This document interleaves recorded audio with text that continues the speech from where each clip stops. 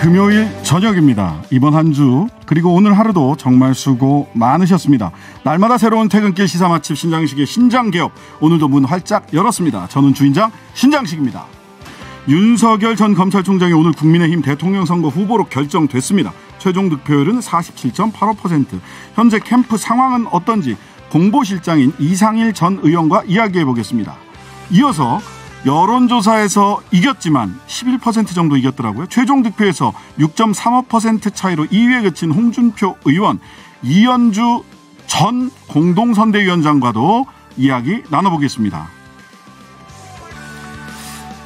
일명 대장동 살인방 중 김만배, 남욱 두 사람이 구속됐고요. 수사가 진행돼 가는 모양새인데요. 과연 윗선으로 배임, 입증 가능할지 오늘은 김 과장 대신 양 과장입니다. 양지열, 장윤미 변호사와 함께 자세히 알아보겠습니다.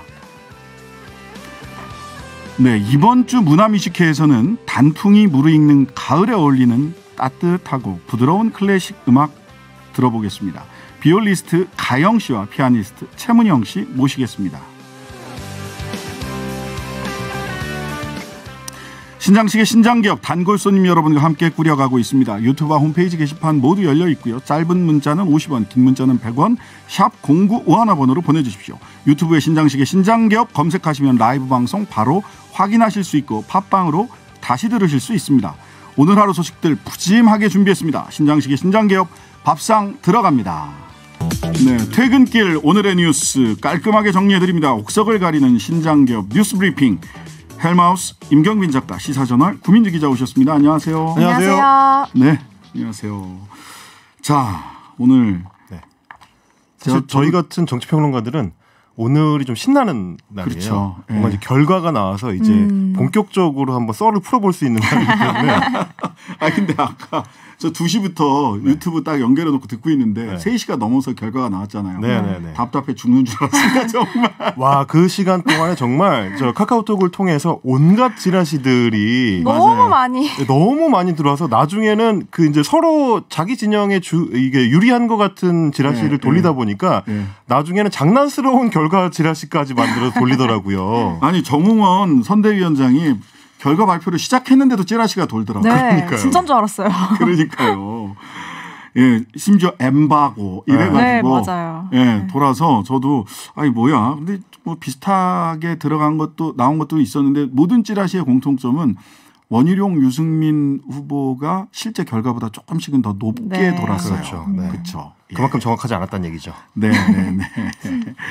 자, 그래서 어쨌든 오늘 정확한 결과 제20대 대통령 선거 국민의힘 후보로 윤석열 전 검찰총장이 확정됐는데요.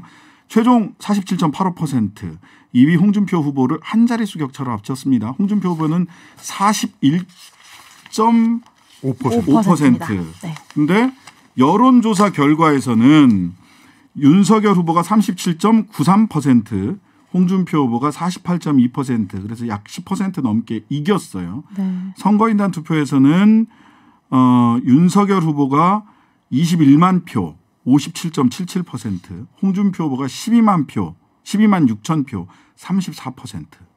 선거인단 투표에서 너무 차이가 나다 보니까 여론조사에서 10% 이상을 이겼어도 결국 홍준표 후보가 이기지 못했네요. 이거 어떻게 봐야 됩니까? 어쨌든 저희가 윤석열 후보의 당심, 홍준표 후보의 민심 이렇게 앞설 것이라고 예상은 해왔잖아요. 그 격차를 다만 얼마나 벌리느냐에 따라 1, 2위가 나뉠 것이다 라고 그렇죠. 전망이 됐었는데요. 말씀하신 대로 일반 여론조사에서는 10.2%포인트가량 홍 후보가 앞섰는데 말씀하신 대로 또 당심이 반영된 선거인단 투표에서는 무려 22.97%포인트 차로 윤 후보가 앞서서 이렇게 승부가 결정이 났습니다. 네, 3위 유승민 후보는 7.47%, 4위 원희룡 후보는 3.17%를 기록했고요. 지금 결과만 놓고 보면 이제 두 가지 징후를 좀 읽어볼 수가 있을 것 같은데 일단 좀 전에 말씀해 주신 것처럼 당심과 민심의 확연한 차이입니다. 그러니까 차이가 많이 났어요. 네. 사실은 이제 윤석열 대세론으로 출발했던 거에 비하면 민심에서 오히려 11% 정도, 10% 넘게 격차가 벌어지면서 지는 결과가 나왔다는 얘기는 네. 윤석열 후보 캠프 입장에서 굉장히 좀 뼈아픈 결과일 것 같고 국민의힘 입장에서 봤을 때도 결국 앞으로 본선은 이제 민심의 대결인데 네. 당신과 민심의 괴리가 이렇게 크다는 거는 굉장히 큰 과제를 안게 됐다. 라는 거를 이제 상징하는 것 같고 다른 의미로 보면 유승민 후보나 원희룡 후보 같은 이렇게 양강이 강하게 부딪히는 선거에서 마지막에 가면 원래 예상했던 것보다 3, 4 후보가 더 이제 득표력이 떨어지게 된다라는 네. 걸 보여주는 거기 때문에 이걸 이제 본선에 적용해 보자면 이재명 후보와 윤석열 후보가 양강으로 강하게 부딪힐 때 안철수 후보나 이제 심상정 후보가 어떻게 될 것인가 이것도 이제 같이 좀 이제 살펴볼 수 있는 여러 가지 측면에서 좀 같이 눈여겨볼 만한 대목이 많았었던 것 같습니다. 그러니까요. 윤석열 후보가 당심에서 57%였는데 여론조사 민심에서는 37%였거든요. 20% 차 격차가 나요. 굉장히 큽니다. 그러면은 이런 게 제가 이제 선거를 해보고 하면 선거운동 과정에서 네. 소위 당원이나 지지자와 일반 유권자 사이에 정서적 괴리가 적어도 20%가 있다는 거거든요. 이 정서적 괴리를 어떻게 극복해 갈 수 있느냐는 굉장히 중요합니다. 선거운동 하는 사람들이에게는 너무 당연하게 전제로 깔고 시작하는 말이나 태도가 유권자들 입장에서 굉장히 뜨악하게 느껴질 수 있거든요. 이거를 이게 쉽지 않은 문제죠. 제가 선거운동 캠프라면 지지자들을 단돌이 하는 거를 1차 과제로 유권자 만나서 이런 얘기 절대 하시면 안 됩니다. 이런 얘기를 먼저 교육을 시키지 않을까. 그러니까 이제 일명 그 원팀이 될 수 있겠느냐라는 과제 앞에 서게 된 건데 네. 아까 저희가 이제 잠깐 대기실에서도 그 얘기를 했는데 사실 당내에서 원팀이 되는 거는 어렵지 않아 보입니다. 애초에 윤석열 캠프에 대부분의 현역 의원들이 들어가 있었기 때문에 조직을 동원하는 데 있어서는 이제 큰 어려움이 없을 텐데 지금 짚어주신 것처럼 민심하고 당심의 격차가 20%가 낮다는 거는 그러니까 지지층 내에서도 일종의 균열이 발생할 가능성을 우려해야 되는 거고 그 가장 극심한 어떤 첨예한 첨단에 서 있는 게 지금 홍준표 후보를 향했던 20대, 30대 특히 남성층의 표심이거든요. 그래서 저는 오늘 경선 결과가 나오자마자 일단 인터넷 커뮤니티를 한 바퀴 쫙 돌았습니다.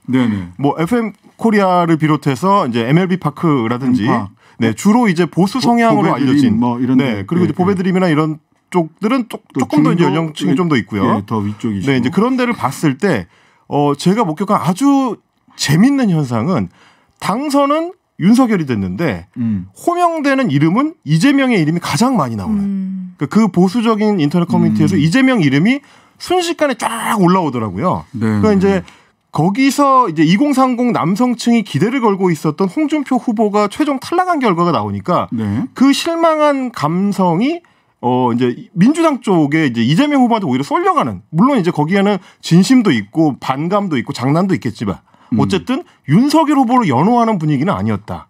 이게 이제 2030층을 앞으로 국민의힘 윤석열 후보가 어떻게 견인할 건지를 고민해야 되는 굉장히 좀 이제 징후적인 현상이었던 것 같습니다. 네. 어쨌든 이와 관련해서는 뭐 여러 가지 이야기들이 앞으로 윤석열 캠프 쪽에 많은 과제가 남아 있는데요. 관련해서는 이상일 공보팀장 조금 이따 직접 연결해서 윤석열 후보 캠프 분위기 그다음에 향후 어떻게 전략적 과제를 설정하고 있는지 자세히 이야기해 보기로 하고요. 자, 3월에 검찰총장직 사퇴하고 6월 29일 대선 출마 선언하고 4개월 만에 야당 대선 후보로 윤석열 전 총장은 선출이 됐어요. 정계 입문부터 반문재인의 정점, 반문재인 문재인 후보에게 문재인 대통령이 가장 뼈아픈 패배를 남겨줄 수 있는 사람이 본인이다라고 얘기를 했는데요. 수락연설에서도 이 점을 한껏 강조했다고 하는데 수락연설 목소리 한번 직접 들어보도록 하겠습니다. 국민의힘 대통령 후보로 선출된 윤석열입니다. 저희 경선 승리를 이 정권은 매우 두려워하고 뼈아파할 것입니다. 문재인 정권의 정당성을 무너뜨리는 치명적인 아픔이기 때문입니다. 내년 3월 9일을 우리가 알고 있던 상식이 돌아오는 날로 만들겠습니다. 제 사전에 내로남불은 없을 것입니다. 진정성 있는 대통령이 되겠습니다. 반드시 정권 교체해내겠습니다. 분열과 분노의 정치, 부패와 약탈의 정치를 끝내겠습니다. 새로운 대한민국을 반드시 만들겠습니다. 감사합니다.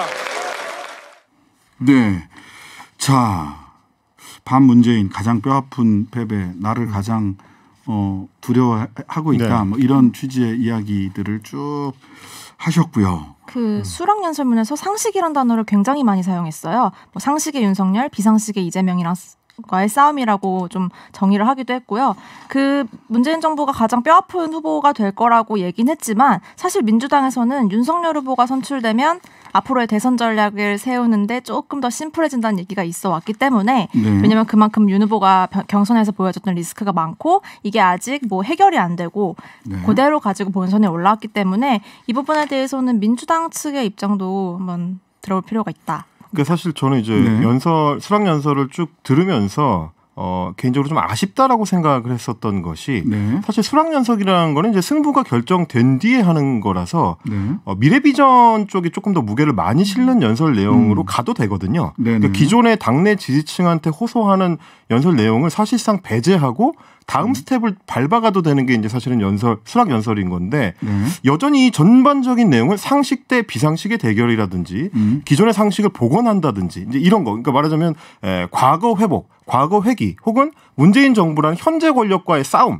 이런 쪽에 좀 초점을 많이 두고 있는 수락 연설이라서 연설 기술적으로 봤을 때는 이게 잘된 연설이라고 보긴 조금 어려울 것 같아요. 근데 그런 부분에서는 아마 이제 후보 캠프에서도 앞으로는 이제 국민의힘 당 차원에서의 고민이 이제 연동이 되게 될 텐데, 비전 쪽으로 좀 더 무게를 옮겨가는 그런 이제 전략을 이제 수정하는 작업이 좀 필요하지 않을까 그런 생각이 좀 들었습니다. 원래 말씀하세요. 그리고 이게 비상식 대 상식이라고 하는 거는 어쨌든 이제 그 절반에 대해서 이렇게 갈라치기를 소위 하는 거기 때문에 사실 본선 전략은 경선 전략과 또 다르게 이제 중도층을 좀 수렴을 하고 이제 가운데를 몰리는 전략을 세워야 하는데 이 부분에 있어서는 보이지 않았던 수락 연설이 아니었나 생각이 들었습니다. 문재인 정권의 그 마음에 안 드는 사람들 다 모여 이제 이 전략이에요. 다른 거보다도. 근데 이제 그 중도층은 문재인 싫은 사람 다 모여 이렇게 해서 다 움직이지는 않습니다. 대통령 선거는 그 전망적 투표, 회고적 투표가 아니라 총선이 회고적 투표, 과거에 대한 평가를 기반으로 해서 투표를 한다면 대체로 대선은 전망적 투표 성향을 보여왔다라는 점을 윤석열 캠프에서도 좀 인지를 하시고 전망을 중심으로 해서 이제 본선 후보로 확정이 되셨으니까 전망적 투표에 제시할 전망이 뭐냐. 뭐 그게 바로 상식이다. 그게 공정이다. 라고만 해서 가능할지는 조금 의문이긴 합니다. 이게 좀 추상적이거든요. 그래서 제가 오늘 사실은 2030이 많이 이용하는 인터넷 커뮤니티의 반응에 주목했었던 것 중에 하나가 2030층이 투표 숫자로 보면 그렇게 큰 집단이 아닌데 이번 선거는 굉장히 좀 독특하게 2030층을 누가 잡느냐 싸움이 중요하게 전개되는 이유 중에 하나가 이제 미래 세대의 가치를 누가 이제 승인받을 수 있을 것이냐에 대한 싸움과 연결이 돼 있기 때문이거든요. 근데 이제 국민의힘을 지지했던 혹은 이제 경선에 참여했던 2030 남성층의 입장에서 봤을 때는 본인들이 캐스팅 보트를 쥔 첫 선거였던 셈이에요. 국민의힘 이번 경선이. 근데 이제 자기 세대를 걸고 처음으로 벌였던 싸움에서 고령층 세대와의 싸움에서 진 셈이 됐거든요. 그리고 세대 대결이라고 많이들 분석을 했죠. 그렇습니다. 그게 이제 보수층 내에서처럼 보였지만 실제로는 세대 대결을 항상 가졌었기 때문에 선거 패배의 상실감을 윤석열 후보가 어떻게 껴안을 것인가. 이 부분이 앞으로는 좀 굉장히 고민이 많이 되는 지점일 것 같습니다. 네네. 자, 2위에 머문 홍준표 후보 민심에서 이겼으나 당심에서 졌던 홍준표 후보 결과 발표 후에 이번 경선에서 마지막까지 치열하게 국민들의 관심을 끌어주었다는 역할이 제 역할이었다. 모두 합심해서 정권 교체에 꼭 나서주도록 당부드린다. 이렇게 얘기를 했어요. 앞서 오전에 SNS에는 어떤 결론이 나오더라도 그 결과를 수용한다면서 백의종군하겠다는 내용을 썼다가 백의종군 부분만 싹 뺐다고 그러던데? 싹 빼고요. 또 전당대회 이후에 또 새로 SNS 글을 올렸는데요. 그래요? 뭐라고 얘기했습니까? 민심과 거꾸로 간 당심이지만 경선 결과에 깨끗하게 승복한다고 올렸습니다. 약간 뼈가 있네요. 뼈가 있네요. 네. 자, 근데 이제 홍준표 후보가 백의종군을 할 건지 어떤 역할을 할지 이건 좀 지켜봐야 될 문제인 것 같습니다. 지웠으니까. 그렇습니다. 그리고 지금까지 이제 경선을 통해서 드러난 윤석열 후보의 스타일하고도 같이 좀 봐야 되는데 홍준표 후보한테 어떤 역할을 맡기도록 요청할 건지 이 부분도 있고요. 김종인 전 비대위원장 같은 경우도 이제 경선에서 굉장히 좀 몰리고 있을 때는 급했기 때문에 찾아가서 이제 조언도 구하고 이렇게 했는데 그랬죠. 후보가 확정된 이후에는 이 권력을 나누지 않는 특성을 갖고 있는 검찰 출신의 특성상 과연 얼만큼 도움을 요청할 것인지 혹은 이제 이준석 대표의 역할을 어느 정도로 요청할 건지 이런 것들도 선거 전략에서 중요한 이제 관전 포인트가 될 것 같습니다. 닥쳐서 그러니까 사람 이름을 쭉 그 관계를 어떻게 설정할 건지에 관해서 사람 이름을 쭉 얘기를 해보면 자 후보들 간의 관계 어떻게 할 거냐. 그렇죠. 홍준표, 원희룡, 유승민, 이준석 대표와 관계 어떻게 할 거냐. 김종인 비대위원장과 관계 어떻게 할 거냐. 안철수와 관계 어떻게 할 거냐. 그다음에 마지막으로 남은 게 상대 후보인 이재명과는 그렇죠. 어떻게 각을 세우고 어떤 차별화된 전망을 보여줄 거냐. 사람 이름 그러니까 굉장히 복잡한 방정식들이 남아 있습니다. 그러나 가장 중요한 거는 20대에서부터 40대 사이의 유권자들과의 관계를 어떻게 할 거냐. 네. 소위 398 후보라고 하는 비판을 어떻게 극복할 거냐. 그러니까 20대 3%, 30대 9%, 40대 8% 네. 여론조사에서 이렇게 해서 398 후보라고 이렇게 얘기가 됐었는데 이 부분을 어떻게 할 거냐라는 등의 과제가 여전히 남아 있는 것 같습니다. 자, 첫 일정으로 광주 방문한다고 예고했네요. 네, 오늘 대통령이 되겠다고 하는 사람이기 때문에 본인이 어려운 상황에 놓여 계신 분들을 먼저 찾아뵙는 게 도리다라고 그 전당대회 이후에 기자들과의 만남에서 얘기를 했고요. 광주에 계신 당 관계자하고도 얘기하고 있어서 조만간 일정을 발표할 것이라고 했습니다. 앞선 네. 논란을 의식한 홍보겠죠. 네. 언제 어떻게 갈지 뭐 갈 겁니다 분명히. 네. 네. 예, 갈 수밖에 없어요. 예. 이미 늦었지만 지금이라도 가긴 가야 됩니다. 네. 자, 고발 사주 얘기도 좀 해보죠. 오늘 뉴스버스에서 어제 밤인가요? 네. 뉴스버스에서 김웅 의원의 통화 녹음을 공개했어요. 공수처에서 소환 조사 받았기 때문에 이 뉴스버스에서 이 김웅 이 손준성 보냄 고발장 관련해서 기사를 올리기 전에 했던 녹취록. 첫 발언인 거죠, 말하자면. 그렇죠. 네. 어떤 내용들 지금 들어있나요? 네, 지난 9월 2일 뉴스버스의 그 사건 최초 보도가 있기 직전에 취재기자와의 통화 내용이 공개된 건데요. 그 녹취록에 따르면 김웅 의원은 기자에게 윤석열 당시 검찰총장과 부인 김건희 씨, 한동훈 검사장이 피해자로 적시된 고발장에 대해 검찰 측이 보낸 것을 당해 본인은 패스, 전달만 한 것 같다고 말했습니다. 또한 이 김건희 씨가 거기에 왜 포함되어 있느냐는 기자의 질문엔 윤 총장 측 입장에서 그 부분을 문제 삼고 싶을 수 있겠지만 나는 관심이 없었다라고 답하기도 했는데요. 검찰이 야당의 고발을 사주한 이유를 김 의원이 어느 정도 인지하고 있었다는 걸 보여준 대목으로 지적이 되고요. 그동안 김 의원은 제보자 조성은 씨와의 통화 내용이 공개된 이후에도 그 작성과 전달 경로에 대해 기억이 안 난다고 일관을 해왔는데요. 이 부분에 대해서는 조금 이제 다른 결의 녹취록이 나온 셈입니다. 네. 저도 이제 그 녹취록을 다 들어봤는데 저도 들어봤어요. 굉장히 그 뉴스버스의 이제 전혁수 기자인데요. 굉장히 기술적으로 어떤 부분은 김웅 의원의 답변을 유도하고 어떤 부분은 이제 넘겨짚어서 이제 그 다음 반응을 보고 이제 이런 식으로 이제 인터뷰를 진행을 했더라고요. 근데 이제 전반적인 뉘앙스를 보면 어쨌든 김웅 의원이 검찰로부터 자료를 받았거나 혹은 이제 고발 주체 혹은 뭐 작성 주체가 검찰인 것 같은 뉘앙스를 아주 강하게 풍기는 녹취록입니다. 내용 전반적으로 봤을 때 자료를 전달받은 주체가 그쪽인 것처럼 이제 이야기를 전제하고 간 것들이 워낙에 많기 때문에 네. 여기에 이제 뒷받침될 수 있는 어떤 확실한 디지털 증거들이 공수처에 있느냐는 별론으로 하더라도 이 취재한 기자 입장에서는 충분히 그렇게 생각할 수 있겠다 싶은 대목들이 좀 많이 있었습니다. 네네. 최근에 이제 프레임이 뭐냐면 계속해서 보도되는 거나 또는 김웅 의원이나 손준성 검사 측의 얘기는 그 최초에 나왔던 손준성 보냄 뭐 등등의 몇 가지 그러니까 물증이 부족하다. 네. 나는 기억이 나지 않고 니들은 나의 기억이 나지 않는다는 진술을 뒤집을 만한 물증이 없다라고 얘기를 하는데요. 이 정도 물증이면 일반인이었다면 기소장이 벌써 썼습니다. 벌써. 그렇게. 예. 그래서 계속해서 막 물증이 모자라서 뭐가 안 되는 것처럼 얘기를 하다가 기소를 하면 물증도 없는데 기소했다 이렇게 얘기가 나올 거예요. 자, 김웅 의원이나 국민의힘 측에서 윤석열 후보 캠프에서 논평을 냈네요. 이것도 좀 이례적인데. 네, 최근에? 캠프 안에 정치공작 진상규명 특별위원회라고 있는데요. 거기서 논평을 낸 건데요. 김 의원이 마치 검찰로부터 고발장이 넘어온 것을 시인했다는 취지로 의미를 부여하고 있지만 전혀 그렇게 들리진 않는다면서 녹음 파일을 들어보면 김 의원은 기억을 못하겠다는 말만 9차례 반복하고 있다고 말한 거고요. 기억은 안 나지만 만약 검찰에서 고발장을 전달한 게 맞다면 난 당에 전달만 했을 것이라며 만약을 얘기하는 것뿐이라는 취지입니다. 어떻게 전달만 했을 거라고 얘기를 하시는지 모르겠는데 김웅 의원이 조성은 씨에게 아주 구체적으로 지시를 하는데 그걸 전달만 했다라고 얘기하는 거는 그 말의 의미와 사마띠 아니한 지금 서로 통하지 아니합니다. 예. 상황을 전반적으로 한번 정리를 해드리자면 이렇습니다. 이제 손준성 검사나 김웅 의원 입장에서는 마지막으로 남은 카드가 이 텔레그램의 특성상 손준성 보냄으로 손준성 검사한테서 최초 출발한 그 고발장이 바로 김웅 의원한테 전달됐을 수도 있고 중간에 다른 사람을 거쳤더라도 최초 발신자만 이 표시가 되도록 메시지에 표시가 되도록 돼 있기 때문에 중간 거친 사람이 누군지는 아직 특정하지 못한 상황. 그게 이제 김웅 의원이나 이제 손준성 그 검사 입장에서는 마지막 도피처거든요. 그 사람이 이제 검찰 인사가 아니라면 우리는 서로 제보를 받은 것이다. 혹은 제보받은 걸 내가 이제 이 사람한테 넘겨준 거다. 이런 식으로 지금 빠져나가려는 이제 프레임을 짜려고 하는 건데.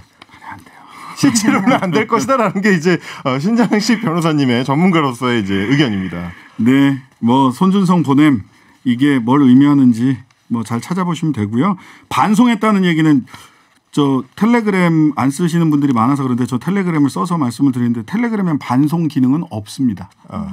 어떤 메신저도 반송 글은 없어요. 반송 기능은 없고 예. 어떤 SNS에서 튕겨 반사 이런 게 어디 있어요? 없습니다. 자, 오늘 고발사주 의혹과 관련해서 대검찰청 감찰부 압수수색 했다는 소식도 있고 그다음에 정정식 국민의힘 의원의 보좌관 A씨를 참고인 신문으로 그제 불러서 조사하기도 했다는데 이 조사를 통해서 어떤 얘기들이 나올지 뭐 살펴보도록 하고요. 이 부분은 이따가 양과장에서 대장동 의혹, 고발사주 의혹 변호사들과 함께 더 살펴보도록 하겠습니다. 자, 바쁘게 왔는데 오늘 정인이 사건 양모 2심서도 사형을 구형했다라고 하는 소식도 한번 살펴보려고 했는데요. 오늘은 여기까지만 브리핑 하시고 월요일 날 다시 만나서 또 옥석을 가려보는 것으로 하겠습니다. 네. 자, 두 분 모두 수고하셨습니다. 헬마우스 임경빈 작가, 시사저널 구민주 기자였습니다. 고맙습니다. 네, 오늘 국민의힘 대선 경선 민심에서 10% 이상 앞섰으나 당심에서 20% 격차를 보이면서 홍준표 후보는 2위로 경선을 마무리하게 됐습니다. 관련해서 홍준표 후보는 민심에서 이겼으나 당심에서 졌다. 하지만 승복하겠다라는 취지의 SNS 글을 올리기도 했는데요. 이현주 전 홍준표 캠프 공동선재위원장 연결해서 이야기 들어보도록 하겠습니다. 안녕하세요. 네, 안녕하세요. 네. 자, 뭐 군말을 빼고요. 바로 여쭤보겠습니다. 일단 이번 선거 결과 어떻게 봐야 되는 겁니까? 네, 뭐 어쨌든 저희가 일단은 열화와 같은 성원과 지지를 보내주신 국민 여러분께 너무 감사드리고요. 네. 저희가 예상했던 것보다 훨씬 그 여론조사에서 많이 나왔습니다. 사실 48% 넘게 나왔잖아요. 이 정도의 지지를 여론에서 받는다는 건 사실 본선에서도 힘든 일이거든요. 그렇습니다, 사실. 네네. 그래서 너무나 감사드리고, 그리고 더더욱 이렇게 20대에서 70몇 %의 지지를 받았습니다. 그 세대별로도 투표율이 다 나왔나요? 네네네. 20대에서 70몇 %의 지지. 이야, 압도적인데. 30대, 40대도 각각 거의 50%의 지지 넘게 아마 그 전후로 받은 것 같습니다. 네네. 압도적이죠. 그래서 2040 세대들의 열화와 같은 성원. 그래서 저희가 사실은 이렇게 세대 교체와 함께 새로운 시대, 새로운 보수의 시대를, 신보수의 시대를 열겠다 이렇게 했는데, 저희의 부족함으로 그 기대를 충족을 못 시켜서 정말 죄송하게 생각합니다. 네. 자, 이 결과를 놓고요. 아까도 저희들 뉴스 브리핑 하면서도 이야기를 했는데 20대, 30대 남성들이 네. 패배감, 박탈감이 굉장히 크다. 각종 이 카페, 인터넷 사이트 이런 데를 보니까. 그래서 국민의힘을 계속 지지할 수 있겠느냐라고 하는 회의감이 카페에는 굉장히 지금 오늘은 막 많이 올라오고 있어요. 뭐 이게 어떻게 변화할지는 모르겠습니다만은 이런 20, 30대 남성들의 좌절감, 회의감 이런 부분들이 향후 대선에 어떤 영향을 미칠까요? 뭐 저희도 굉장히 걱정을 하고 있습니다. 왜냐하면 어떻게 보면 젊은 층의 기대와 열망 이런 것을 기성세대가 어떻게 보면 누른 꼴이 됐기 때문인데요. 네네. 더더군다나 이제 우리 당의 이제 현역 그리고 당협위원장 이런 어떤 당내 조직이 이제 어떻게 보면 그들의 민심의 어떤 불길 이런 것들을 막아낸 셈이 됐지 않습니까? 결과적으로요. 그래서 그분들의 박탈감 오늘도 뭐 저희 캠프에도 젊은이들이 굉장히 많이 왔었는데 울면서 돌아가셨고요. 네네.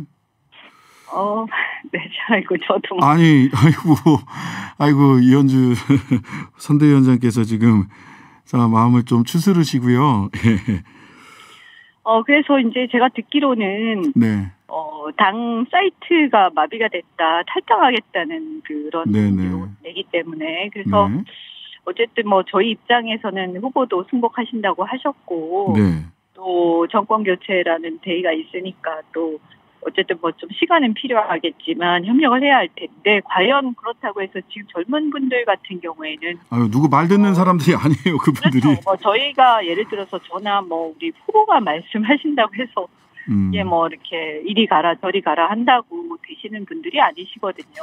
그래서 이거에 대해서 굉장히 큰 고민이 저는 깊은 고민이 필요하지 않는가. 그리고 이게 당을 떠나서 대한민국이 이런 어떤 젊은 세대에 대한 기대. 이게 완전히 세대가 글로벌화돼 있어서요. 제가 보면 어떻게 보면 어르신들은 뭐 개발도상국에서 태어나서 자란 뭐 그런 거라면 저도 마찬가지지만 지금 젊은 세대들은 선진국에서 태어난 선진 시민들이거든요. 그러니까 굉장히 다릅니다. 저희하고도요. 그래서 저는 이제 그 친구들 그런 젊은 친구들의 생각 그리고 그분들이 어디에서 분노와 박탈감 느끼는지 이런 걸 저희가 정말 깊이 살피지 않으면 이제 어려운 상황에 봉착할 수 있다 이렇게 생각합니다. 지난번에 다른 언론에서 우리 이현주 전 의원께서 당협위원장들을 굉장히 사실상 뭐 정치적으로 압박했다 이런 말씀도 하셨었고 그다음에 어제 윤석열 캠프 측에서 9월달 10월달에 들어온 18만 명의 당원 중 윤석열 후보를 지지하는 당협 소속의 당원들이 11만 명이다. 당심에서 압도적으로 이긴다 이렇게 얘기를 했는데 결과적으로는 그런 당협위원장들이 윤석열 캠프에 들어가면서 결국 이런 당심에서 20%가량의 차이가 나는 이런 결과가 나온 거다 이렇게 볼 수 있는 건가요? 네, 뭐 그런 영향이 꽤 있겠죠. 그리고 이제 좀 아쉬운 것은 이제 당원들이 이제 어떤 자율적 투표와 소신 투표를 많이 이제 해주셨으면 하고 저희가 기대를 했는데 뭐 저희가 좀 부족한 점도 있을 거고요. 또 어떻게 보면 이것이 지방선거를 또 앞두고 있다 보니까 지방선거 공천 문제하고 엮이면서 그것이 쉽지 않았던 것 같습니다. 소신 투표를 유도를 하기가요. 자, 이후에 향후에 홍 후보님하고 좀 이야기 좀 나눠보셨나요? 홍 후보님은 어떻게 이후에 행보를 가져가실지.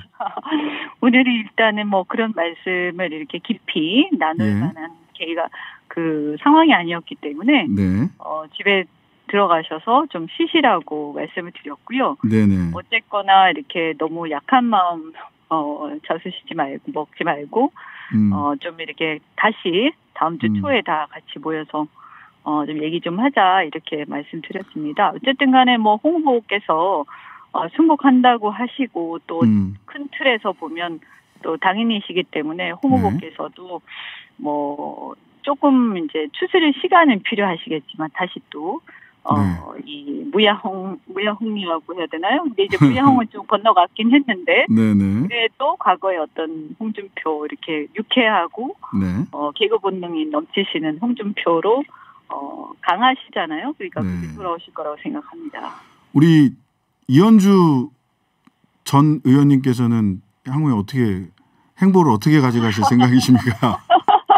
그것도 뭐 오늘 당장 뭐 말씀을 전혀 생각을 아직 그런 것까지 생각 못 해봤고요. 네.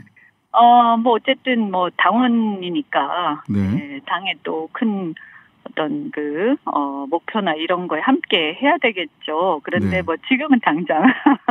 네. 아니 그 또 연관해서 이런 이야기들 이런 그 이쪽은 예전에 소위 친박 그룹 조원진 전 의원 등 우리 공화당 등 이제 친박 그룹에서는 윤석열 후보에 대한 반감이 좀 대단했던 것으로 기간에 이렇게 보였거든요. 그래서 범보수 야권을 윤석열 후보가 다 묶을 수 있을까? 이거 어떻게 보십니까? 그것은 이제 그분과 또 어쨌든 뭐 그분의 또 여러 가지 앞으로 하는 바에 따라서 그렇게 될 수도 있겠죠.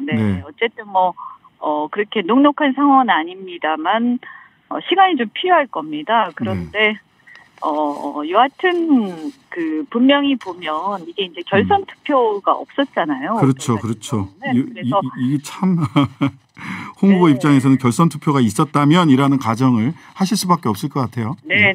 그래서 뭐 한 자릿수 차이였고 또 더군다나 민심에서 상당히 이제 특히 젊은 층의 민심에서 일방적인 완사이드한 상황이었기 때문에 이런 부분들에 대해서 좀 어떤 좀 겸허함 이런 것들이 요구되지 않는가 이렇게 생각을 합니다. 예, 윤석열 캠프의 겸허한 자세가 필요하다라는 말씀 주셨습니다. 저희가 근데 뭐 어쨌든 부족함이 많으니까 또 이렇게 된 거니까요.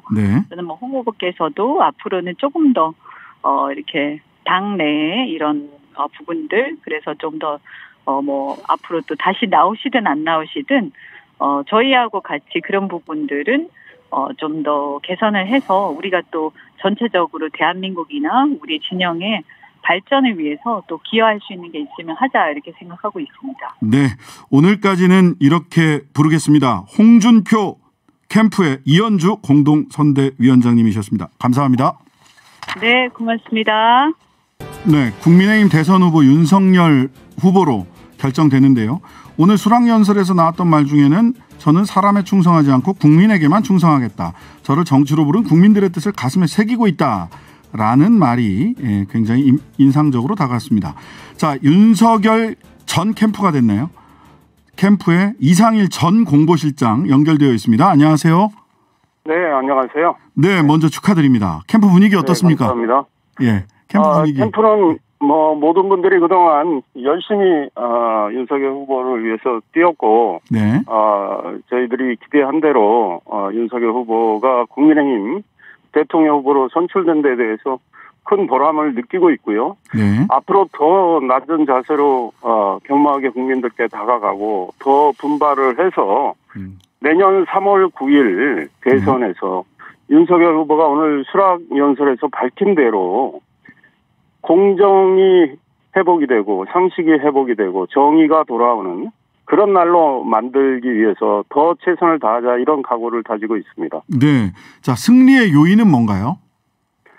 아무래도 정권 교체를 열망하는 저희 국민의힘 지지자와 당원들께서 대선 필승 카드는 윤석열 후보라는 이런 확고한 믿음을 가지고 윤석열 후보를 적극 지지해 주신 것이 그 요인이고, 윤석열 후보가 검사로서 보여줬던 것들, 정치 권력의 검사가 아니고 국민의 검사로서 대한민국의 공정과 정의와 상식이 무너진 것에 대해서 권력의 갖은 압박에도 굴하지 않고 공정과 정의, 상식을 회복하기 위해서 노력했던 것들을 높이 평가했기 때문에 이 나라가 흐트러진 것을 바로잡을 수 있는 후보는 윤석열이다.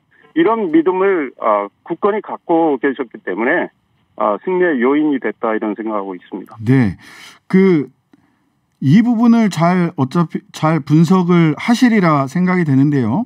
네. 선거인단 투표에서는 57.77% 21만 표. 네. 그런데 여론조사에서는 37%. 그러니까 이 격차가 20% 정도 격차가 나는데요. 즉 당신과 여론조사에서는 10%포인트 차이가 났죠. 아니요. 그러니까 윤석열 후보의 선거인단 득표율과 여론조사 득표율을 제가 비교한 겁니다. 네, 그렇다면 이 20%의 차이. 네, 그렇습니다. 이 부분에 대해서 본인도 더 노력을 해서 국민들께 더 신뢰를 얻기 위해서 여러 가지 비전 정책을 또 제시하고 국민들이 원하시는 걸 또 수렴을 해가지고 네네. 국민들이 절실히 원하는 그런 것들을 정책화하는 노력을 해야 된다고 생각합니다. 다만 지난번에 저희 국민의힘 대표 선출과 좀 달리 이번에는 민주당 지지자들이 경선에 들어와서 응답하는 구조가 틀림없이 있습니다. 그래서 여론조사예요? 예. 네, 그렇습니다. 이번 여론조사는 역선택을 방지하는 그런 조항은 없었기 때문에 그동안에 각종 여론조사에서 저희들이 확인할 수 있는 것은 민주당 지지층이 압도적으로 저희 당의 이제 홍준표 후보를 지지하신 거 이거에 또 함의도 있다고 생각합니다. 그러니까 윤석열 후보가 정권 교체를 할 수 있는 필승 카드라는 건 국민의힘 지지층은 확고한 믿음을 갖고 있고 당원들이요. 그거를 민주당 지지층은 알기 때문에 윤석열 후보에 대한 상당한 거부감 또는 적대감까지 표출하면서 윤석열 후보가 국민의힘의 대표 선수가 되지 않도록 굉장히 민주당 지지층은 나름 노력을 한 결과도 같이 반영이 돼 있다. 다만 이 민심을 반영하는 이 여론조사를 저희들은 겸허히 수용해서 윤석열 후보가 부족한 점 더 채우고 국민의 믿음과 신뢰를 얻기 위해서 더 노력을 해야 된다 이런 생각하고 있습니다. 예, 조금 전에 여론조사에서 20대에서는 이번 여론조사 뭐 내부 세대별 투표율까지 다 공개가 됐는지는 모르겠습니다만은 이현주 공동선대위원장 얘기로는 20대에서 홍 후보가 약 70% 정도 득표를 했다. 여론조사에서.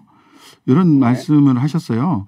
일단 세대별 지지율까지 지금 다 공개가 된 상황인가요? 제가 지금 오늘 이제 현장에 백범기념관에 아직까지 있는 상황에서 그러시군요. 예, 거기까지는 모르시겠구나. 최적으로 모르겠지만 홍준표 우리 후보께서 20대, 30대에서 많은 지지 받고 계셨던 걸 이제 저희들은 뭐 인정을 하고요.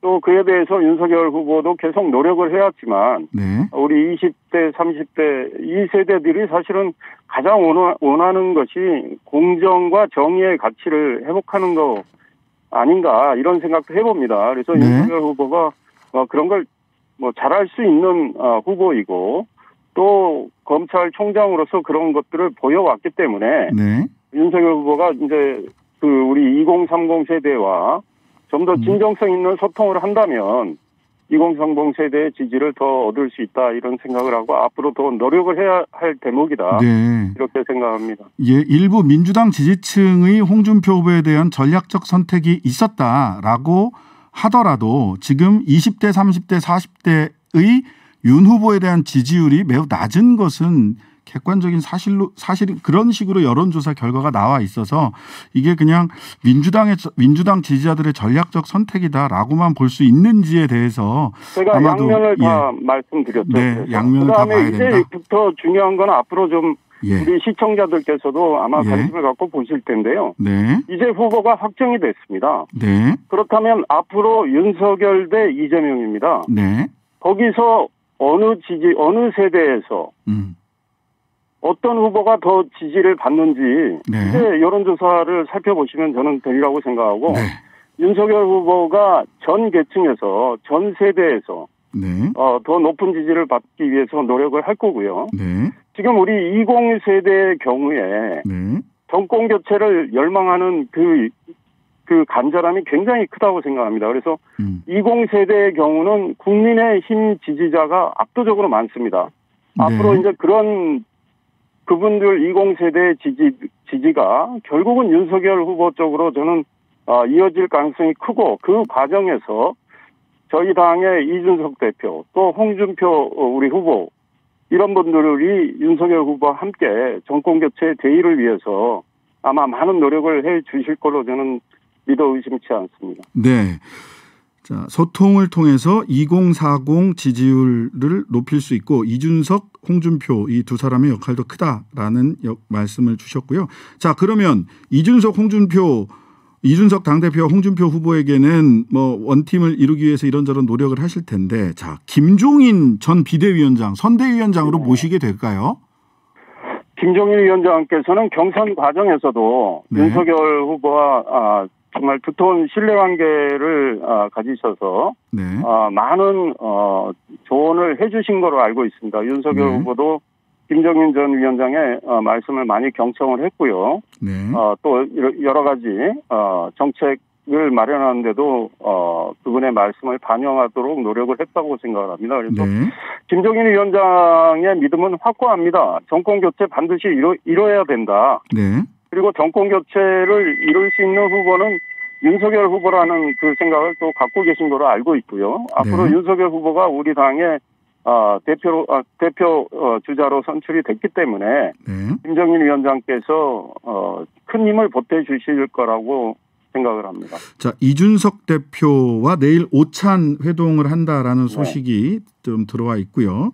그럼 이준석 대표, 김종인 위원장을 그 선대위에 직간접적으로 모신다라고 한다면 그 다음 문제는 윤 후보께서 경선 과정에서 안 후보와 안철수 후보와 소통하고 있다. 야권 통합이 이루어질 것이다. 라며 연대 의사를 밝히셨어요. 근데 이태규 의원은 그런 소식은 없다. 물밑에서 소통 없다. 이렇게 딱 잘라 이야기를 하셨고, 김종인 위원장은 안철수 후보에 대해서 정신이 이상한 사람이라는 평가를 하셨고, 이준석 후보도 안철수 후보와 거간하는 사람은 가만히 두지 않겠다, 징계하겠다 이렇게 얘기를 했단 말이죠. 이준석, 김종인을 선대위로 모신다면 안철수 후보와의 선거연대는 어려워지는 거 아닌가요? 그거는 이제 아마 이 정치는 생물이라고 하지 않습니까? 앞으로 정치 상황에 어떤 변화가 일어날지 아무도 단정할 수는 없다고 생각하고요. 윤석열 후보가 안철수 국민의당 대표와의 관계에서 이 야권 통합이라는 큰 어떤 그림을 그려 나가시는 이런 과정이 아마 저는 생길 걸로 생각을 하고, 다만 현 단계에서 이제 막 이제 윤석열 후보가 국민의힘 후보로 선출이 됐고 안철수 국민의당 대표는 본인의 대선 출사표를 막 이제 밝히신 상황입니다. 어제 후보로 확정됐습니다. 국민의당 후보로 어제 확정됐습니다. 네, 그렇죠. 그렇습니다. 지금 단계에서는 어떤 정치공학적인 뭐 단일화 이런 이야기를 하기는 이르고, 윤석열 후보가 오늘 많은 언론과의 인터뷰에서도 밝혔습니다마는 안철수 후보에 대해서 지금 단계에서 단일화를 이야기하고 하는 건 그건 정치하는 도리도 아니고 그분에 대한 예의도 아니다. 다만 이제 앞으로 정권 교체라는 대의를 위해서 그걸 실현하기 위해서 서로 아마 이 대선 레이스를 하는 과정에 소통이 저는 있을 수 있다고 생각하고요. 그 과정을 통해서 이 야권이 대통합하는 그런 그림도 현실적으로 국민들께 보여드릴 수 있다, 이런 생각을 하고 있습니다. 네, 뭐 안철수 후보에 관련해서는 각종 그 윤 캠프에 있던 김근식 비전 전략실장은 뭐 종로 출마론을 이야기하기도 하는데, 여튼 이거는 김종인, 이준석과 안철수의 관계 때문에 윤석열 후보가 굉장히 그 정치의 묘수를 발휘해야 되는 그런 국면이지 않나 싶은 생각이 들어서 한번 여쭤봤고요. 지금 막 들어온 뉴스들을 보니까 10일 날 윤석열 후보가 광주를 방문하시고 11일 날 봉하마을에 노무현 전 대통령 묘역을 참배 예정이다.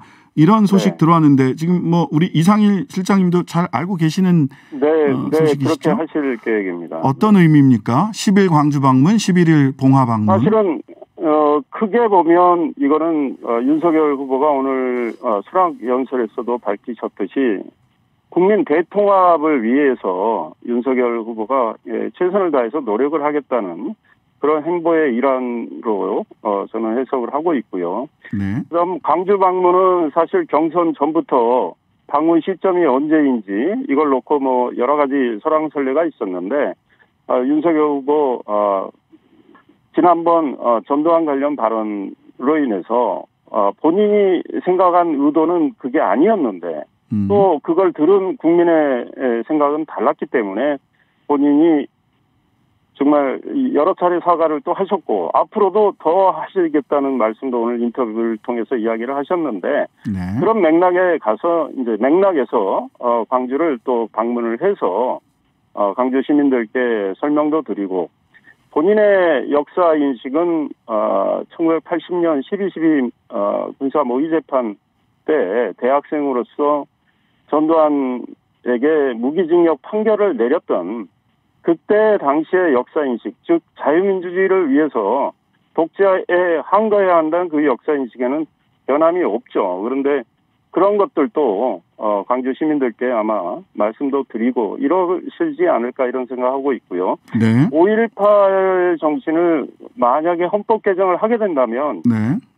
우리 헌법 전문에 또 담아야 된다는 윤석열 후보 시간이 많지 않아서요. 우리 저 봉하마을 방문하는 의미도 좀 마지막으로 설명을 좀 해주시죠. 봉하마을 역시 그렇습니다. 지금 뭐 현충원 참배가 월요일 날 있을 예정이고요. 네. 전직 대통령 참배 다 하고 봉하마을에 노무현 전 대통령 계시니 가서 참배하고 노무현 대통령의 또 소위 올바른 정신은 계승을 하겠다는 그런 취지고 크게 봐서는 윤석열 후보가 이야기했듯이 보수를 혁신하고 중도와 합리적 진보까지 함께해서 이 나라를 완전히 바꿔보겠다 이런 맥락에서 국민 통합을 하고 있다 이런 해석하시는. 네, 감사합니다. 지금까지 이상일 윤석열 캠프 공보실장님이셨습니다. 감사합니다. 금요일에 따끈따끈한 법청 신장개업 김과장. 오늘은 김준우 변호사님이 지금 창원 출장 가 계세요. 그래서 오늘은 양과장입니다. 양지열 변호사, 장유미 변호사 두 분 어서 오세요. 네, 안녕하세요. 네, 김앤장 하려다가 김과장. 네. 오늘은 양과장입니다. 김앤장은 느낌이 조금 그래서. 자, 이 시간 늘 그렇듯 두 분과 진지하게 열내면서 또 넓은 주제를 정리해야 돼서 빠르게 재촉들에서 좀 매번 죄송한데요. 서둘러 한번 가보겠습니다. 모든 시사 방송은 대장동과 고발사주로 수렴됩니다. 그렇습니다. 예, 대장동 먼저 가겠습니다. 네. 자, 오늘 그 소환 조사 하려다가 확진자 발생하면서 연기됐어요. 김만배 나무. 네. 맞습니다. 참나. 별일이 다 했습니다. 자, 두 사람 구속 전에 미리 말 맞춘 듯한 정황도 있고 뭐 한데 제일 궁금했던 부분은 이거 같아요. 왜 정민용은 구속이 안 됐고 왜 그다음에 정회계사, 김민걸 회계사 이 사람들은 또 안 됐단 말이죠. 이 영장도 쳐지지도 않았단 말이죠. 결과적으로 이 배임 혐의와 관련해서 오늘 또 뭐 일간지에서는 뭐 법조계의 의견을 쫙 들어보니까 미필적 고의로 배임이 성립된다. 예전에 우리 양 변호사님 다녔던 그 언론사에서 그렇게 나왔더라고요. 미필적 고의가 인정돼서 배임 성립될 것이 법조계의 중론이다. 이런 기사가 나왔어요. 사실 법리적으로 좀 타당하지 않고 미필적 고의는 어쨌든 뭐 고의에 가까운 뭔가 의도가 있었다는 건데 지금 여기서 그렇습니다. 지금 검찰 발로 지금 언급된 언론사에서 사실 이거 배임 어렵다라는 단독 기사를 내기도 했었어요. 이 이유는 사실 경영 판단으로 뭐 면책이 되는 부분이 상당히 있는데 배임과 관련해서 그렇다면 설계에 있어서 일부러 민간에 더 많은 이익이 귀속하도록 설계를 했는지 초과이익 환수 조항을 넣을 수 있었음에도 불구하고 일부러 넣지 않음으로 인해서 성남시의 어떤 그 손해를 일부러 가져왔는지 이 부분과 관련해서 사실 입증이 상당히 까다롭습니다. 왜냐하면 성남시로서는 확정이익을 받는 쪽에 굉장히 어떤 가중치를 많이 두고 있었고 또 일반 사기업이 아니기 때문에 우리는 공공기관으로서 일정 이익이 남으면 그 이후에 대해서는 뭐 하지 않겠다. 이걸 배분 방식으로 그러니까 비율 방식으로 왜 이익을 나누지 않았냐라고 하는데 이거는 선택하기 나름인 거고 초과이익 환수도 관련해서 따지고 보면 사실상 그럼 하나은행 컨소시엄이라는 곳에서는 일정 정도 고정액도 성남시에 귀속하도록 하고 어느 정도 초과이익이 나오면 그 부분도 성남시에 가도록 한다. 이거는 그쪽이 또 배임의 이슈가 생길 수도 있는 거라서 저는 이게 뭐 정책 판단이니 경영 판단이니 뭐 법리적인 검토가 다르다 뭐 여러 설이 나오고 있지만 전 정책 판단으로 그러니까 보통은 기업이 경영 판단으로 면책되는데 이 배임권과 관련해서 이 성남시 그리고 성남도시개발공사가 정책 판단으로 면책될 가능성이 훨씬 높다고 봅니다. 네. 그런 얘기들이 왜 나오냐면 이재명 후보를 그냥 야권에서는 지목을 해놓고 딱 아예 정해놓고 그 이재명 후보 관련된 내용이 안 나오면 수사가 부실하다 이렇게 공격하는 거잖아요. 그러니까 뇌물죄로 딱 가게 돈의 흐름이 이재명한테 탁 꽂히는 돈의 흐름이 나왔으면 배임까지 안 갔을 것 같아요. 네. 배임은 이렇게 열심히 검토 안 했을 것 그렇죠. 같은데. 근데 배임도 네. 지금 이제 사실 영장 내용이 많이 달라졌습니다. 네, 김만배 전 기자에게 지난번에 2주 전에 영장을 청구했을 때는 초과이익 환수 조항을 삭제한 것과 관련해서 그래서 액수도 1,111억 원 가량이었고 플러스 알파였고요. 그랬죠. 이번에는 그걸로는 잘 안 될 것 같으니까 좀 전에 장 변호사님 말씀하신 것처럼 딱 절반을 떼가겠다라고 하니까 이 사람들이 무슨 생각을 고안을 해냈냐면 야 우리가 이 얻어갈 이익의 절반을 떼간데 그러면 우리가 얻어갈 이익 자체를 줄여버리자. 그러니까 제가 이렇게 가는 데마다 비유를 드는데 피자가 라지 사이즈인데 마치 스몰 사이즈인 것처럼 보고를 한 거예요. 아 보고를. 네. 예. 그러면 그렇게 개별수를 만들면 스몰 사이즈의 절반만 딱 떼가면 성남시는 절반을 떼간 줄 알았지만 사실은 속은 거잖아요. 네, 그렇죠. 그 내용이 이번에 구속된 배임의 영장인 거예요. 그래서 그러니까, 651억 플러스 알파라고 바뀐 거군요. 그러니까 단순히 액수가 줄어든 게 아니라 배임의 내용이 달라져 버렸거든요. 딱 생각해 볼 수 있는 게 그러면 성남시는 뒤통수를 맞은 거잖아. 그렇죠. 그러면 성남시장은 왜 그런 일을 스스로 했을까? 이재명 후보랑 연결키로 이상해지는 거예요. 내 뒤통수를 때려주세요 하고 뒤통수를 갖다 그렇죠. 댔다. 그 논리대로라면. 그렇죠. 이상해지는 거죠. 근데 그거를 가능성은 그거죠. 대신에 어디선가 누군가에게 부정한 이익을 받았다. 그게 연결이 안 되면 좀 전에 이제 장 변호사님 설명하신 것처럼 설명이 안 되는 거예요. 왜 그래? 돈도 안 받을 것을 왜 민간업자에게 651억 원이라는 돈을 이익을 보게 만들어줘? 그냥 좋으라고? 그건 아니잖아요. 그래서 이제 가끔 저는 언론에서 이렇게 나오는 게 보면 나는 법조계가 아닌 것 같다라는 생각할 때가 많아요. 너무 다르니까. 네, 법조계의 중론은 이랬습니다. 서초동의 뭐 변호사들은 이랬습니다. 그러는데 나는 법조계가 아닌가? 아니, 잘 찾아보면 저희 같은 의견을 내는 언론사들도 있긴 있어요. 네. 잘 찾아보면. 여러분들도 법조계가 아닐 수 있어요. 그러니까. 네. 네. 자, 다음 이야기는요. 이 대장동 관련해서 2015년 2월경에 정민용 변호사로부터 이재명 후보가 직접 공모지침서를 보고받았다라는 의혹이 나오기도 했어요. 근데 실제로 이렇게 했다면 정민용 씨 영장이 안 나올 수 없는 거 아닐까요? 그렇죠. 왜냐하면 정민용 변호사가 본인이 극구 부인하고 있어요. 이 의혹에 대해서는. 내가 네네. 실제로 보고를 한 적이 없다라고 했는데 지금 언론 보도 내용을 보면 정민용 변호사가 동업자들에게 사실 공사 이익을 확정한 내용이 담긴 공모지침서를 내가 들고 가서 당시 이재명 시장에게 직접 보고했어라고 이야기를 했다라고 하더라. 라는 내용을 검찰이 확보해서 들여다보고 있다라는 건데 말씀하신 대로 이 수사가 좀 더 진행이 됐다면 영장에도 적시가 됐을 거고 왜냐하면 지금 이재명이라는 고리를 연결지으려고 상당히 수사가 속도를 내고 있는 이런 모양새이기 때문에 그런데 이게 보고를 하지 않았다고 일단 당사자는 이야기하고 설사 이걸 보고했다라고 해서 그렇다면 이재명 시장 당시 시장에게 뭔가 법적 책임을 지울 수 있을 것인가 어떤 그 경과를 모르고 그 결과물을 보고받았다라고 해서 이런 의문도 조금 남긴 합니다.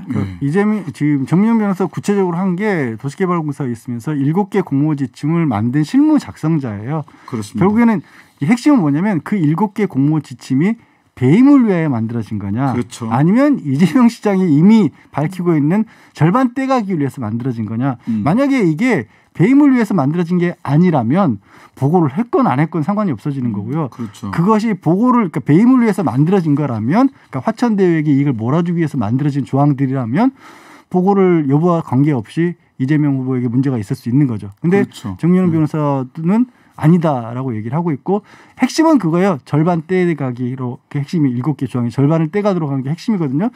그거는 그러면 정 변호사 잘 설명한 것처럼 시장이 정책적으로 한 거고, 그전에 이런 사례도 없고, 그 검찰 입장에서 이게 잘못한 것이다라고 하기에 법적으로 재단하기에는 쉬운 일은 아니죠, 당연히. 자, 어제 오늘 언론에서 보도 많이 된 거는 유동규 씨가 핸드폰 버리기 직전에 정진상 부실장, 네.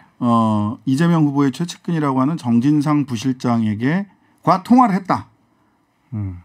그래서 뭔가 이제 이재명, 정진상 라인을 통해서 유동규에게 이 사건과 관련해서 모종의 지시 이런 게 있었던 게 아니냐라고 하는 추측성 기사가 나오고 있습니다.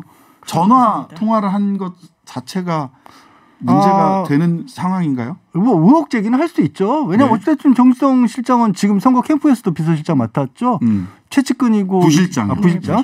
이재명 후보도 본인이 최측근이라고 인정을 한 인물이기 때문에 다만 성남 CS 때도 마찬가지 역할을 맡았으니까 정 실장의 해명은 유동규라는 사람이 내가 알던 사람이랑 너무 다른 내용들이 나오고 있다. 그래서 확인해봐야겠다라고 얘기를 했고, 이 부분은 사실 일단 발신자가 누구냐부터 좀 파악을 해봐야겠죠. 네, 뭐 그건 정 실장이 전화를 먼저 했다 뭐 이렇게 보도도 나오는데 그게 정확하게 따져는 그거는 이제 휴대전화 그냥 열어보면 되는 거고요. 다만 이게 발신을 했다고 해서 내용까지 파악을 되는 건 아니니까 이거는 뭐 아니라면 아닌 걸 좀 더 확인을 해서 수사를 해야죠. 사실 이 의혹의 전제는 그런 것 같아요. 그러니까 왜 압수수색이 단행되기 17분 전에 전화통화를 했지? 뭔가 말을 맞추려고 했나? 뭐 증거인멸을 서로 시도했나? 그런데 그 당시 시점에 일단 대장동 관련 의혹이 제기되던 시점이에요. 그렇다면 그리고 그 이재명 당시 후보 측에서는 유동규라는 사람과 상당히 거리를 두려고 합니다. 내가 유동규라는 사람을 뭐 내 측근이라고 얘기하는데 사실 아니다. 정진상 뭐 김용 뭐 이런 사람들은 측근이라고 할 수 있을지 모르는데 유동규는 최소한 아니다. 그리고 유동규 씨가 공직에서 내려올 때도 성남시장과 갈등을 겪었고 뭐 영화비 제작 지원 등등의 문제로 그렇다면 이게 상대방도 녹취를 할 수 있는 굉장히 엄중한 상황인데 말을 맞추거나 그 상황에서 압수수색이 단행되기 직전에 뭔가 증거인멸을 서로 시도했을 수가 있을까라는 좀 합리적 의심이 좀 제기되는 부분이 있습니다. 그러네. 녹취 파일이 나올 만하네. 그 시점이면. 안타깝게도 그때 정 실장의 전화는 어떤 기종인지 모르는데 유동규 전 본부장의 전화는 녹취가 안 되는 기종이었던 거죠. 하필 이럴 땐 또 녹취가 안 됐네요. 하여튼간에 우리 국민들이 수사 대응 방안을 검사 출신 정치인들이나 이런 분들이 좀 많이 알려주고 계십니다. 최근에 어떻게 수사합니다. 자, 더 많은 얘기가 있지만 일단 고발사주로 넘어가 보겠습니다. 고발사주. 오늘 공수처가 대검 감찰부를 압수수색했어요. 서로 이렇게 협조하는 줄 알았더니 이거 왜 압수수색한 겁니까? 그러니까 아무래도 그런 것 같습니다. 지금 손준성 검사 영장 청구할 때 그 영장에 그렇다면 그 사주했다는 그 고발장의 작성 주체를 구체적으로 특정을 하지 못했어요. 누가 작성했는지 자체는. 그래서 아마 이 작성자를 구체적으로 밝히기 위해서 대검 감찰부에 대한 압수수색을 한 거 아니냐 이런 뭐 분석이 나오고 있고요. 그런데 지금 고발사주 의혹 자체 수사가 상당히 좀 진행이 지지부진한 건 맞는 것 같습니다. 처음엔 영장을 청구했을 때 이거 뭔가 한 방이 있구나. 공수처가 뭔가를 확보를 했구나라는 전망이 있었는데 사실상 손준성에서 뭐 김웅에서 조성은으로 간 그 텔레그램이 위조되지 않았다 해서 사실상 한 발짝도 못 나간 게 아닌가 이런 부분이 참 수사가 미진해서 안타까운 부분이 큽니다. 자, 당사자가 지금 김웅, 손준성 기억나지 않는다. 그다음에 진술이 계속 조금씩 바뀌었죠. 검찰 측에서 내가 받은 것 같다. 손준성 보냄. 지금은 뭐 그냥 제보라서 누구한테 받은지 모르겠고 검찰은 아닌 것 같다. 아닌 것 같다. 그다음에 누구한테 보냈는지 여전히 모른다. 조성은 씨에게 굉장히 코치를 많이 했는데 기억이 안 난다고 하시는데 문제는 이런 겁니다. 이미 디지털 증거들이 굉장히 명백한 것들이 많이 나와 있는데 김웅, 손준성 기소할 정도의 증거가 이 정도면 기소할 만한 증거가 있는 거 아닌가? 근데도 증거가 없다 계속해서 이야기를 언론이나 또는 당사자들은 이야기를 하고 있어요. 그러니까 저도 그 지금 말씀하신 게 동의를 하는 게 뭐냐면 생각보다 이 정도면 이런 의혹 사건에서 굉장히 중요한 증거들이 확보가 된 셈입니다. 그러니까 아무것도 없는 상태에서 당사자들의 말을 가지고도 증언을 가지고도 기소를 하기도 하거든요. 그게 뭐 유죄 무죄를 실제로 가르기도 하고요. 근데 이렇게까지 명백한 디지털 그냥 지문보다 더 강력한 증거들이 남아 있는 거예요. 그렇죠. 그런데도 불구하고 이거 당사자들이 부인한다는 이유만으로 수사가 아예 안 됐다라는 식으로 또 보도하는 건 그것도 좀 부적절해 보여요. 그래서 저는 사실 이번에 이제 감찰부 압수수색한 거는 이제 협조 관계이긴 맞더라도 법적으로 공식적으로 그냥 임의로 건네줄 수 있는 근거는 없어요. 압수수색의 형식을 빌려서 자료를 건네받는 거거든요. 그렇죠. 사실은. 그렇기 때문에 검찰하고 협조가 안 되는 이건 아닌 거고요.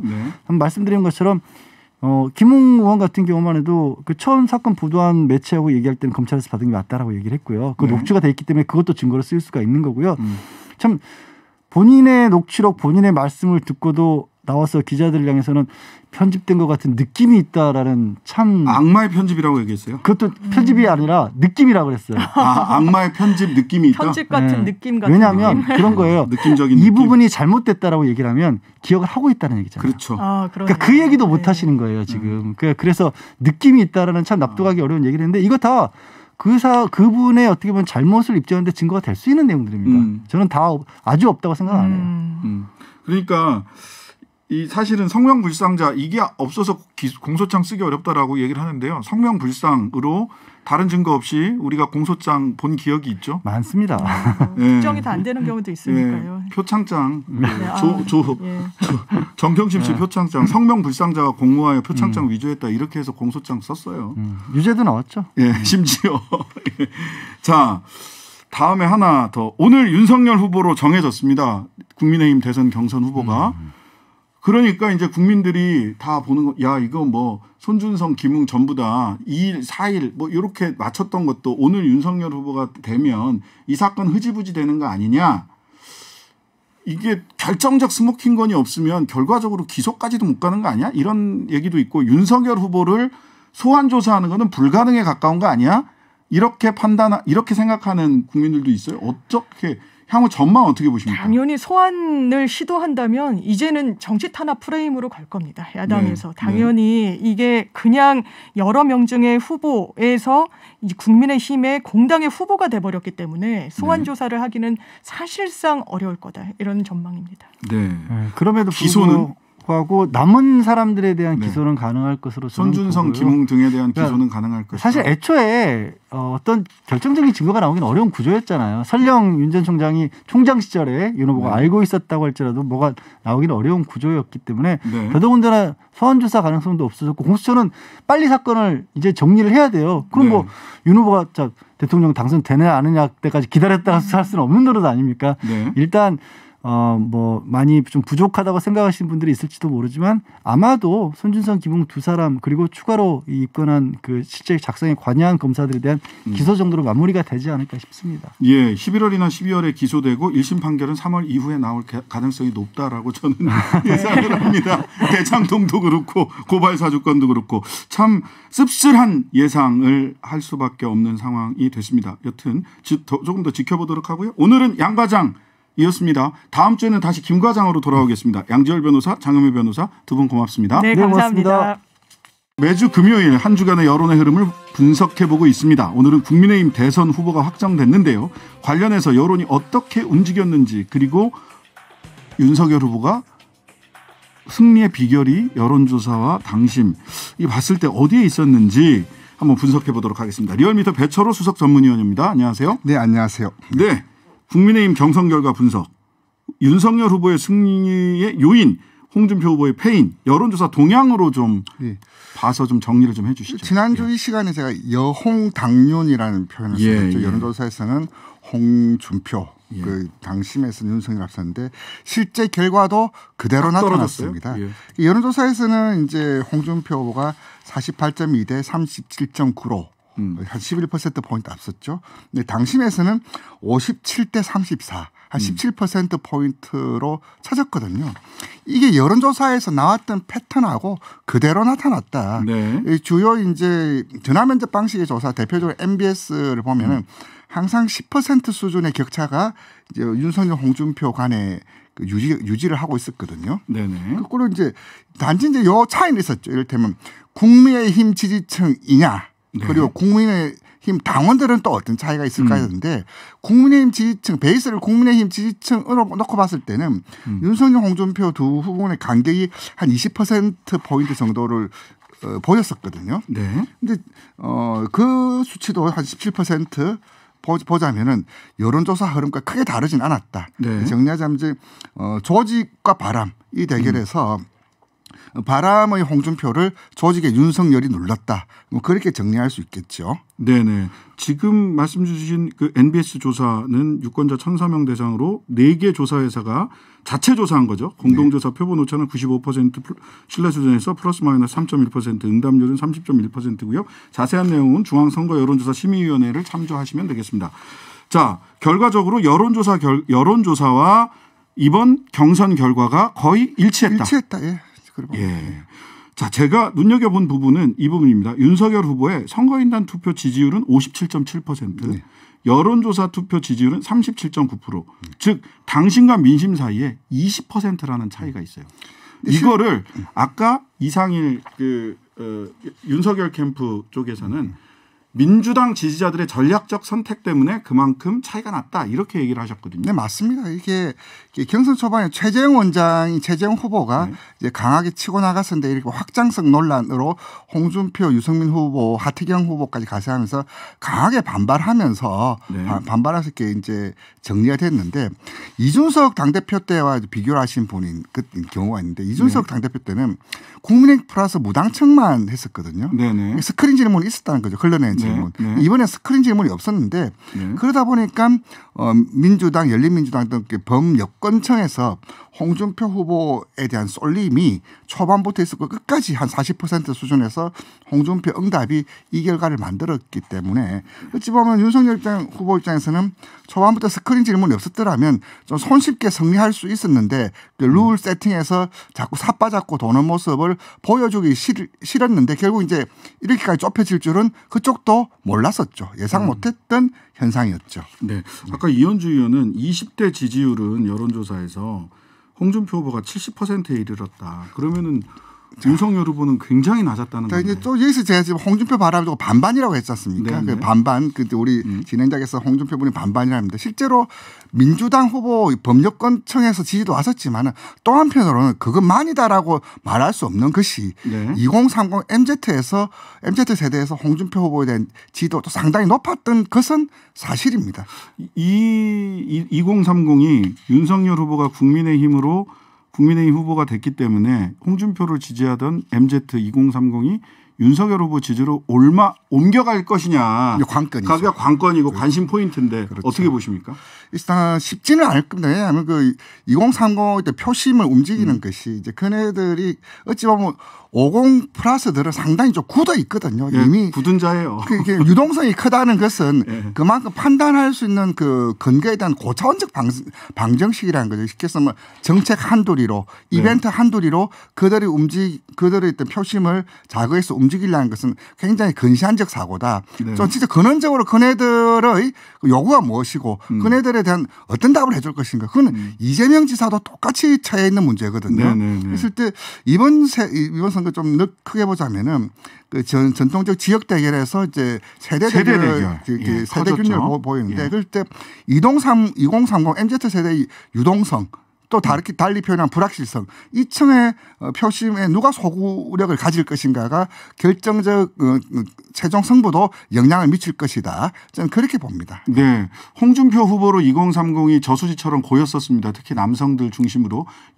여기에 저수지처럼 홍준표에 고였던 2030 남성 유권자들이 어느 물길을 따라갈지는 이재명, 윤석열 두 분 하시기 나름입니다. 누가 물꼬를 틀 건지 예. 또 그거 지켜볼 일이죠. 자, 이번 주 여론조사 결과 아까 MBS 조사 이런 걸 쭉 보니까 트리플 하락이다라고 여러 언론에서 얘기를 했어요. 즉 이재명, 더불어민주당, 문재인 대통령 지지율이 동시에 떨어졌다. 하면서 굉장히 대서특필한 네, 언론들이 많습니다. 네.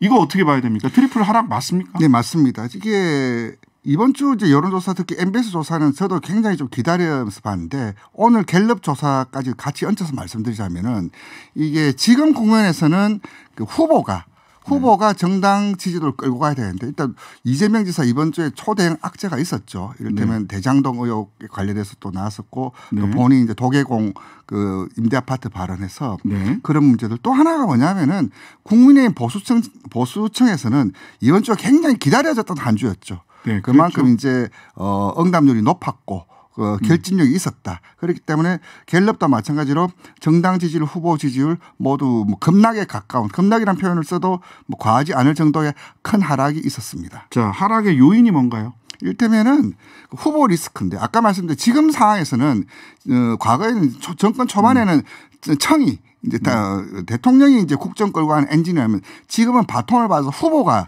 끌고 가야 되는데 지금 대장동 이슈에 여전히 발목 잡혔던 그 요인이 좀 크지 않나라고 봅니다. 예, 이벤트의 요인은 그런데 또 한편으로 보자면 이번 주는 전부 다 국민의힘 지지자들이 전화 옆에서 그 요인도 일부 있었죠. 예, 그 요인 즉 과표집 요인이라고 하는 것을 무시할 수 없지 않나. 그러니까 하나의 컨벤션 이펙트 네, 말하자면 그런 것도 있죠. 그런 것도 뭐 없다고는 말할 수는 없습니다. 예. 네, 컨벤션 이펙트 그다음에 여전히 지속된 대장동 그렇죠. 위기.